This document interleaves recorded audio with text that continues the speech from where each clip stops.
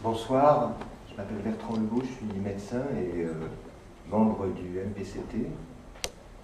J'ai quelques amis dans la salle et ils ne vont pas me croire, je vais être très court. Enfin, je vais être court. C'était le 18 octobre 1977.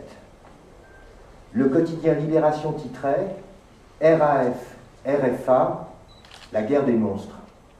Après l'enlèvement et le meurtre du patron des patrons allemands, Hans-Martin Schleyer, un détail, et qui n'en est pas un, pour enlever Schleyer, la bande à Bader tue ses 3 gardes du corps et son chauffeur. Aujourd'hui, j'aurais honte d'un tel titre, qui tire un trait d'égalité entre un mouvement terroriste, la fraction armée rouge, et un État démocratique, la République fédérale d'Allemagne. Mais à l'époque, ce titre était un grand pas en avant.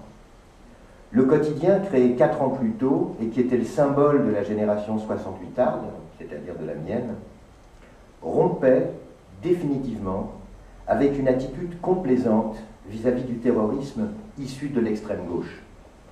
En France, les Mao se sont arrêtés au bord du gouffre. Ce ne fut pas le cas en Italie, ce ne fut pas le cas en Allemagne.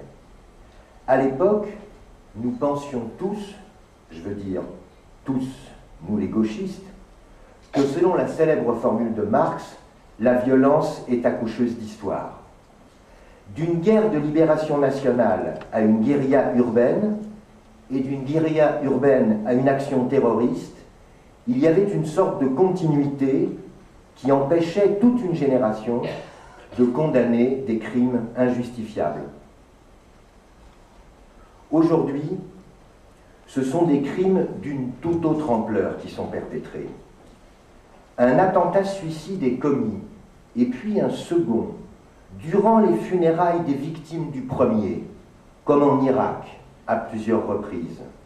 Ou bien, comme à Bali le 12 octobre 2002, où une première explosion a fait s'enfuir les gens là où les attendait une deuxième explosion infiniment plus meurtrière. Des femmes, des enfants sont maintenant utilisés pour se faire sauter au milieu de la foule. Il faut avoir des certitudes bien absolues pour commettre des crimes aussi odieux au nom du bien.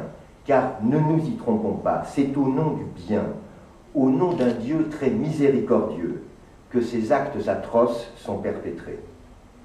Depuis le 11 septembre 2001, c'était il y a 9 ans déjà, nous savons que seuls des problèmes de nature technique limitent les actions terroristes sans aucune considération pour la nature et le nombre des victimes.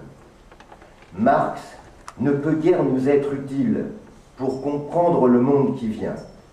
Encore que, comment ce diable de Karl a-t-il fait pour deviner que l'opium afghan financerait un jour Al-Qaïda, lui qui a écrit « La religion est l'opium du peuple ». Je vous remercie.